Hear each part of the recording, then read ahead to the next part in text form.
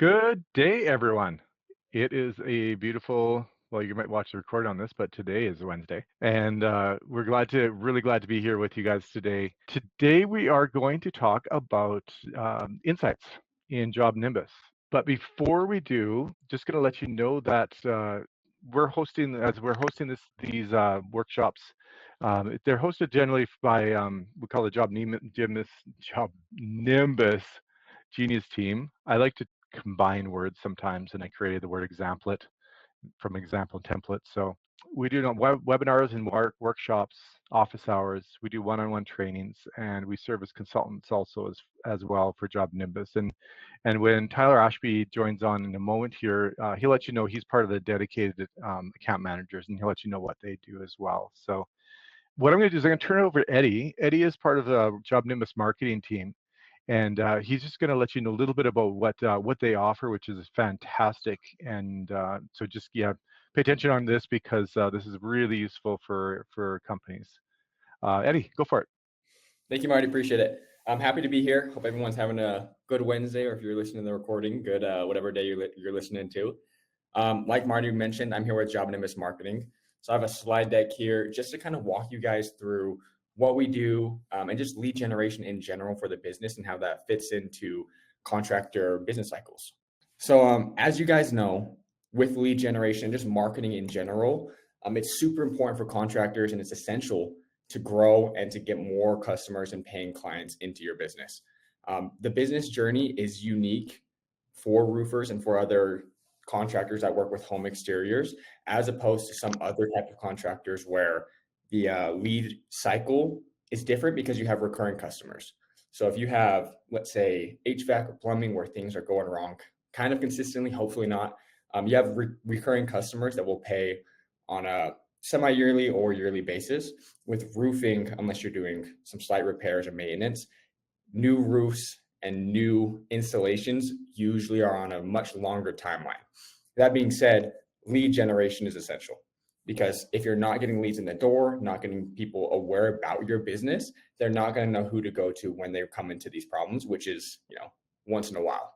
So as this business journey happens, you have the lead generation, you sell, you actually produce the roof, you get the cash, you collect a review, and then the cycle restarts. JobNimbus is really excellent at this middle part right here, right? How do you manage the leads? How do you manage the contacts when they come in? The actual fulfillment of the roof. What JobNimbus marketing was originally brought on to do for JobNimbus was to help with these lead generation steps right here. So it's to really encapsulate the whole business journey right here to make sure that from lead to money in the pocket, we have you covered.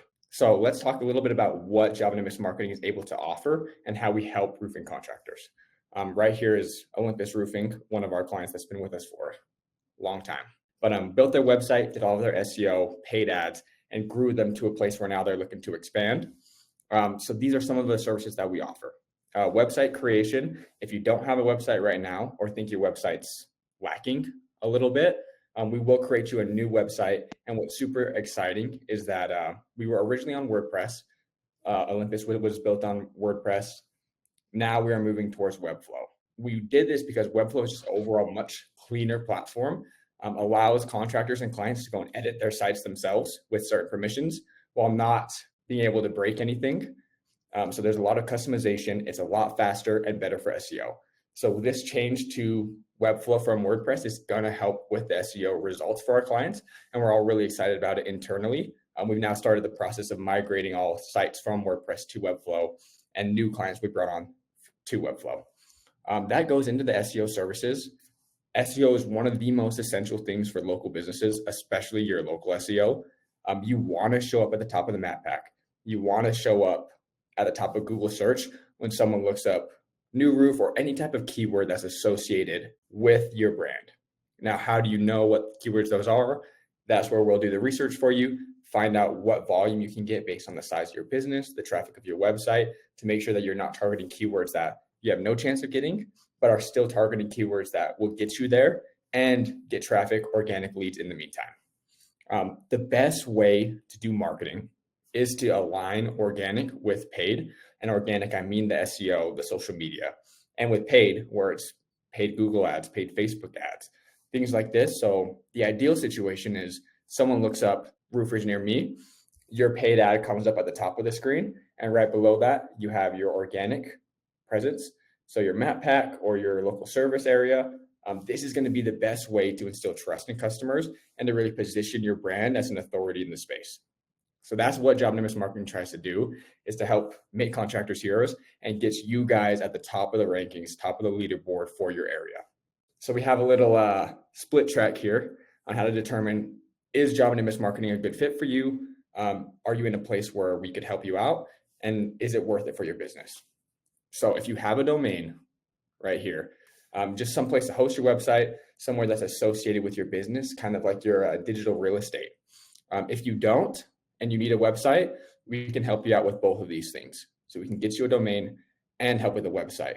Domain's interesting too, because there's certain things you can do to get keywords in there without keyword stuffing to where your business will show up higher in search results. Now, if you have a domain, don't have a website, same type of scenario, we can build those. And if you do have a website, is it set up properly for SEO?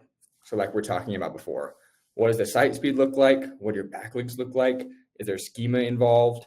What kind of content and what kind of keywords are you targeting? Is there any cannibalization going on, or what's the best way to move forward for your SEO to show up higher in the rankings? And is it set up for PPC? So if it's not, we can help you with that. And if it is, and everything in this is working perfectly for you, you guys are getting a bunch of leads each month that are high paying customers and that are converting, might not be the right fit right now. We have other services that we can offer to help improve this, or just consult, see where you guys are at. Where we really excel is setting this up and growing it. So if it's in place, not ideal, we can get it to a place where you're really happy with it. That being said, here are some quotes and some reviews that we've gotten from our customers. Waylon, Rojas, and Impact. These guys, it's all been a pleasure to work with. It's been really cool to see when we take someone's website from zero amount of organic traffic up, to a number that really is benefiting the business, really. Because traffic for traffic's sake, it's cool, but it's a vanity metric. What you want is traffic that's going to convert. And that's our goal as a marketing agency. I have a couple of cool resources for you guys. Let me escape this. What we recently implemented into the JobNimbus site itself, actually, is this SEO audit tool. So what you can do is just type in your website URL right here, type in your email, and we'll send you an audit of your current SEO if you have a website. So this is really beneficial to see, where there are gaps in my SEO, what can be improved, what kind of keywords am I targeting to, and what kind of organic traffic am I getting right now.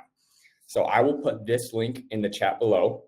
Super beneficial. And then if you have any questions about your SEO health after you get this, we have Micah, who's our AE, who's really knowledgeable about SEO audits and things like that, as well as just how JobNimbus Marketing can help your business. And we have a discovery call with him. So kind of how the workflow goes is you can just skip to the discovery call if you're interested in PPC, kind of where your SEO is at and you want some advice or want some at least second pair of eyes on it to look at it. Or you can come here, get your own website SEO health, see what it looks like, and then determine there if it's worth talking to a salesperson. Awesome. Thanks, Eddie. Appreciate it. All right. So I'm going to just I'm just going to turn it straight over to Tyler Ashby, and he's going to talk about insights today in JobNimbus. So Tyler, take it away. Awesome. Thanks, Marty. So my name is Tyler Ashby. I've been here at JobNimbus for almost 4 years now. I am part of our account manager team. What we do is kind of similar to the Genius team, but it's more dedicated. We work with our largest customers, and as part of that, those largest customers, you get a dedicated account manager, someone like myself. And so that's what we do on our team. You get to spend a lot more one-on-one time with your dedicated account manager, building out your account, optimizing it, and just really ensuring you're getting the most value out of JobNimbus while you're using the software. So we're going to go over insights today. I'm sure a lot of you are like, man, I don't know what insights is. Or you have a question, you're like, I think insights is completely wrong. So we're going to solve all those questions, and we're going to go through every piece of it so that you really get a good understanding of how to utilize insights to make sure it's going to work best for you. So let's go ahead and share this out, and I will show y'all here how we can really optimize insights for you. Let's jump in and start running through this. So with insights, whenever you're just gonna click on it here to go to your insights. This first page that you load is your business overview page. There are additional reports that we'll go through as well over here on the left-hand side. One thing I recommend with the business overview is I don't really recommend adding a ton of different filters here, because this is really just designed to give you a broad overview of your entire business, and it breaks it down into 4 different sections here: leads, sold, close rate, and estimating conversion. There's also some additional reports down here, but we're going to focus on the top 4 here as well. You can use these quick filters here at the top. One thing I want to quickly point out is, even though I do not have anyone selected on this list of sales reps, I'm looking at everybody. That's the way it works. So if I do select a person, now it's going to filter to the people that I select. If everything is unchecked, it just means I'm looking at everything. Same thing with lead source, job type as well too. So that's a quick one to point out. Okay, there's 2 major factors with insights, the way that it captures the data, and that's going to be, first, the most important one is your workflow. And then the second will be estimates as well.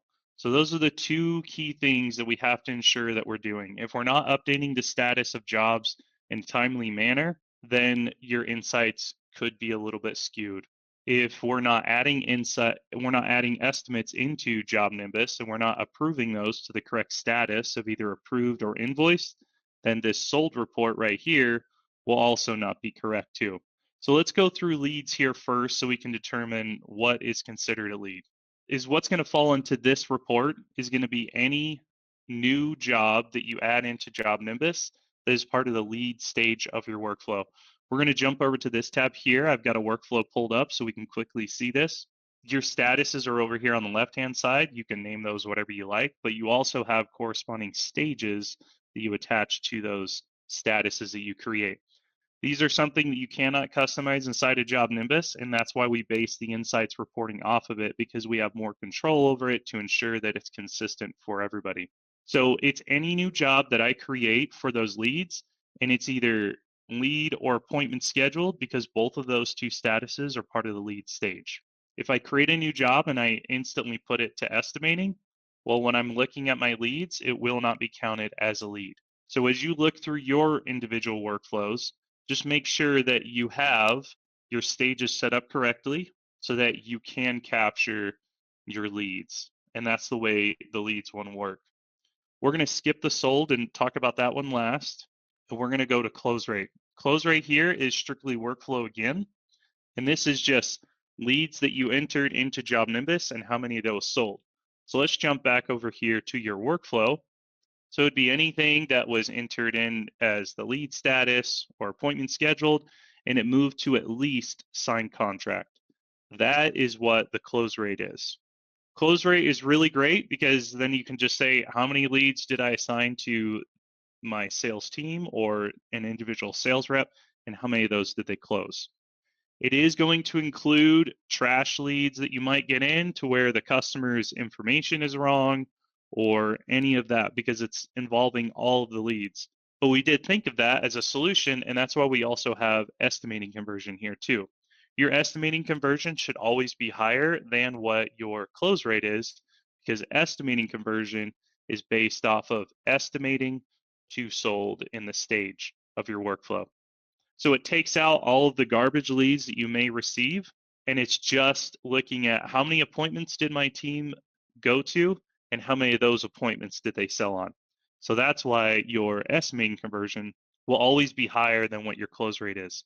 This is a fantastic one to look at as well. And so you get to see both of those, what essentially your 2 different close rates could be as well.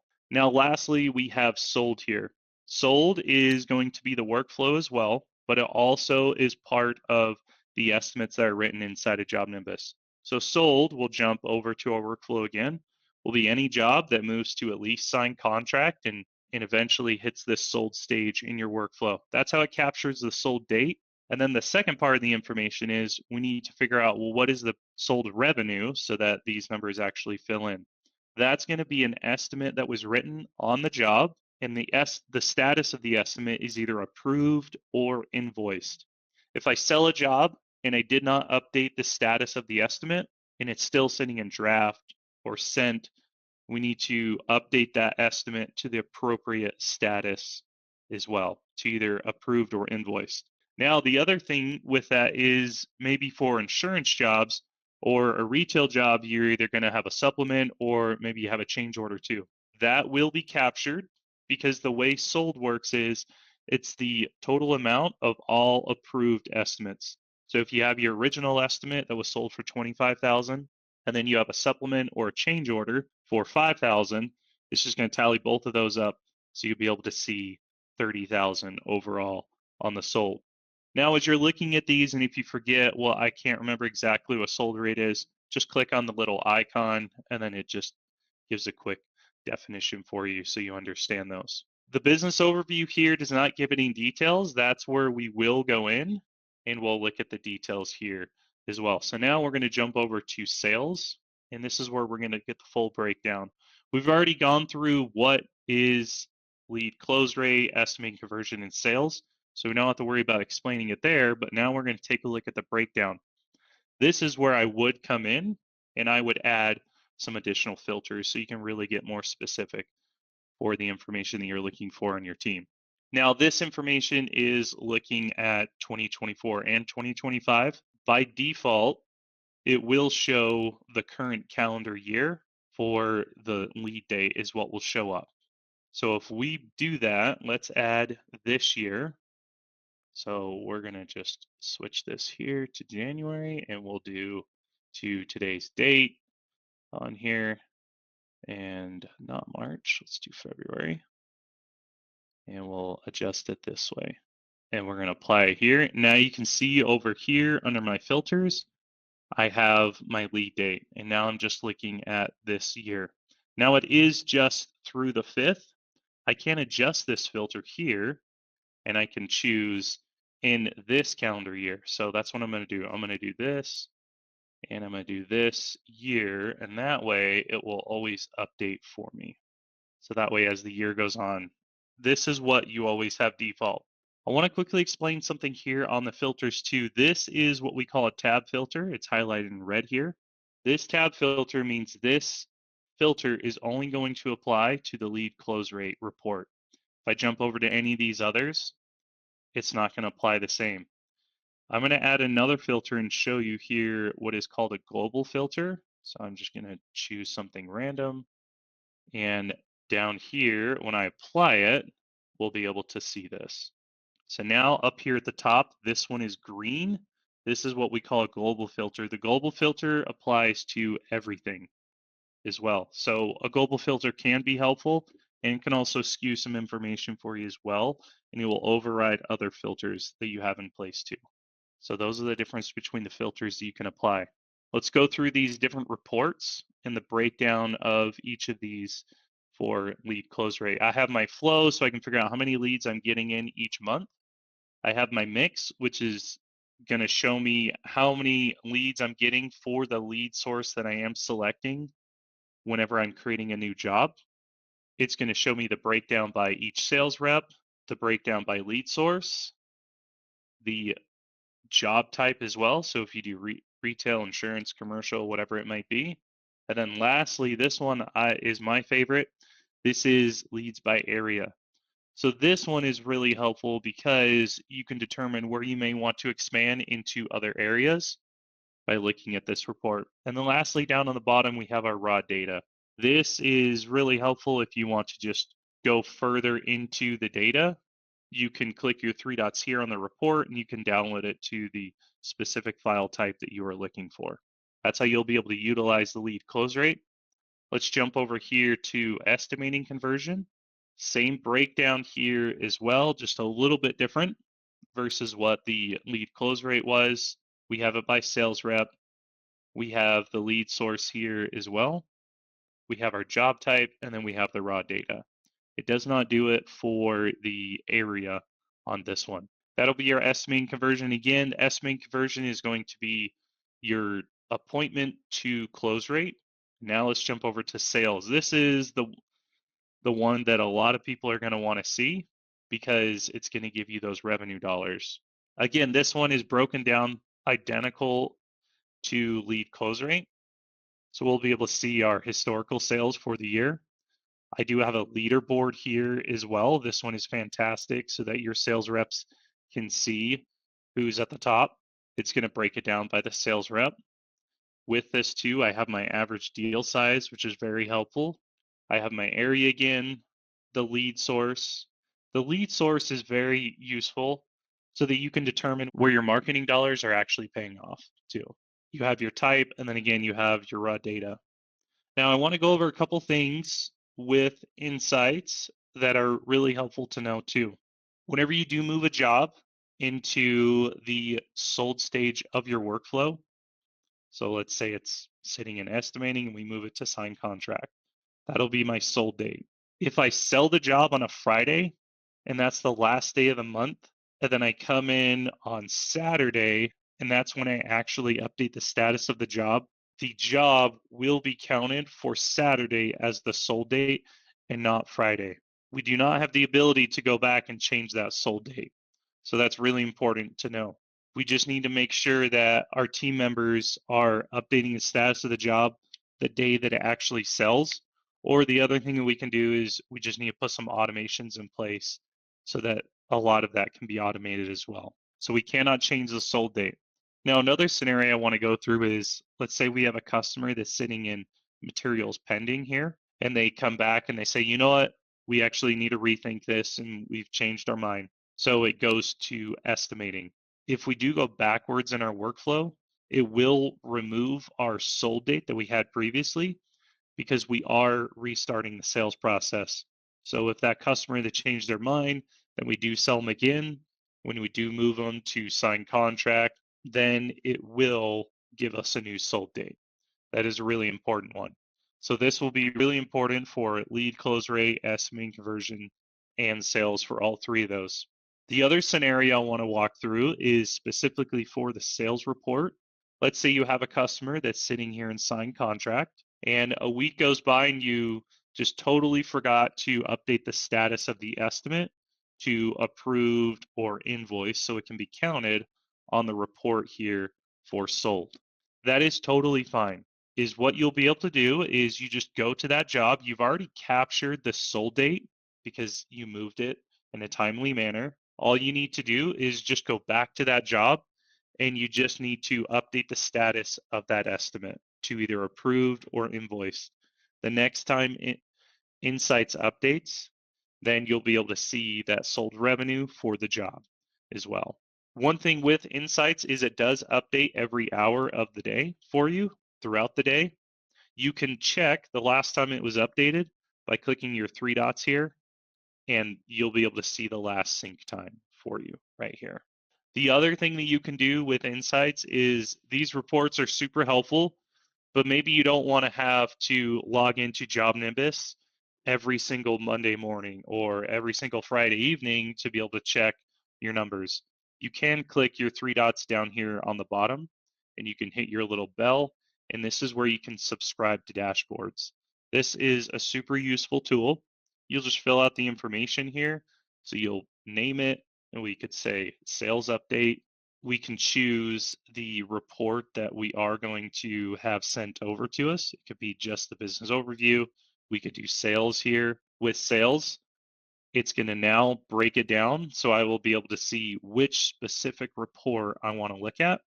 So that's where I could say, I want all the reports, or maybe I'm just concerned about the leaderboard here. So I could go ahead and select the one that I want for this one. I can choose the type of report that I receive as well. That could be a PDF, it could be a CSV, or it could be through Excel. You just choose when it's going to start. I want it to start on the 11th because I want it every Monday, and I can choose the time. I could say it never ends, and then I just choose whenever it repeats. I'm just going to say weekly here, and then I just put who it's going to go to, type out your message, and then that will automatically send to you every single Monday at noon for that report. So this is really helpful, especially for managers, owners, just so that you can quickly capture the information from your sales team as well. The other thing is we obviously have other reports here too. Before we jump to those that we have on our list, let's go over these last two here. Sales pipeline. This is based off of your workflow. It's just off of the stages. You can choose what you would like to see, but it's just telling you how many jobs you have in each stage of your workflow. It's also going to show you estimates as well. It's going to highlight the estimates that have yet to be approved. And then you have your raw data down here from the information above as well that you can, of course, export. The last one here is sales data. This is just all the information within Insights. You could add different filters, export this, and then you can manipulate it through something like Excel. This will be the sales portion here inside of JobNimbus. The last thing I wanted to go over with the sales portion is, let's say you have a job that's sitting in your workflow here and it moves to lost. You'll be able to filter those. And then the last part of this is there is a none stage that's associated with the reporting here on stage. None, it just means that it is not going to be counted. So if I do have a none stage, it's not going to count or track for Insights, is the way that will work. Now let's go over these other reports so you can take a look at these. The workflow report, this is one of my favorite reports that we have inside of JobNimbus. This gives you an average of how long your jobs are taking in the individual stages and statuses of your workflow. So this could be very useful, especially since we're in the beginning of the year. You're planning what your revenue goals are and so forth. So you could utilize this workflow report here to see how long we are taking in each stage. So maybe we say, hey, you know what? If we can improve our production average and drop that down to 19 days instead of 21, we could improve our overall revenue by X amount of dollars without having to add additional team members as well. It's going to have your stage here, and then your time and status will be right here as well, and you'll be able to view it. This report is one of my personal favorites. It's just very, very useful to be able to figure out how much time we're taking throughout the entire process and where we may need to speed things up to be a little bit more efficient. The next report here is our ARs for the accounts receivable. This is going to show us all of the open invoices. Let's deselect this so we can look at everything. And this will show us all the open invoices that we have. Over here, it's going to default to draft, sent, and open for those invoices. Now, this is taking a while to calculate because we've got a ton here that are open invoices. It's going to break it down. The other thing that's really helpful is it will give us the average for our aging invoices too. So we'll be able to see what we have for those aging ARs. It's going to break it down as well on the chart. And then we have our information down here as well too. This is how you'll utilize the AR report. And then lastly, we do have this completed report. This report is very specific the way it works. It just shows you all your completed jobs, but it's specific on two things: invoices, and lastly, your workflow. First, for your workflow, it will be any job that's sitting in paid and closed, because that's what completed is for our stage. And it is also including invoices that have a zero due balance as well. So that's where it'll get the revenue dollars. This is going to break it down by a few different reports here as well for these different charts. This is how you can utilize the completed one. The one that you're going to utilize the most out of all will be, of course, the sales report here. This is really everything to do with Insights. A quick recap again, it's very important to make sure that you're updating the statuses of your jobs in a timely manner. And then lastly, making sure that you do have those estimates that are written and approved. Now, I want to go over one situation. Some people are probably going to say, well, I do a lot of insurance jobs, and so there's not really a need for me to create an estimate inside of JobNimbus because maybe you just sign them a simple contingency agreement, or you just send the customer the exact amount because that's what you use to make it easy. You still need to get the information inside of JobNimbus so that you can utilize Insights. So for those situations, what I recommend, have your team members create a very quick and simple estimate that you can use for internal purposes, to where you just put one line item. It could be sold amount that you name it. And then with that, you also add the dollar amount that you sold the job, and then you just have them update the status of the estimate. And then you'll be able to capture that information. When you do it that way, it's seriously going to add like 30 seconds to what their current process is. But now you're putting the information inside of JobNimbus, so you can capture that on your insights reporting, especially for your insurance jobs. So that's a quick key thing to point out as well for it. If you do have additional questions, we'll be able to get those taken care of for you as well too. But this is everything to do with insights. If you are on contacts or jobs, the view here will automatically adjust according to what you're using. And that's everything here. We do have the resources lastly up at the top, and this is really helpful to be able to go over everything that we just went through on this webinar. But that's everything that I have as far as with insights and the way that you can utilize it to just capture more information. Just last portion is whatever information you put in is what you're going to get out with insights. Okay, well, we'll wrap it up there. Again, thank you to Tyler Ashby for doing this workshop on insights, and thanks to Addie for doing a little presentation on JobNimbus marketing. So we'll leave you all to your rest of the day. Take care. Thanks. Awesome. Thanks, guys.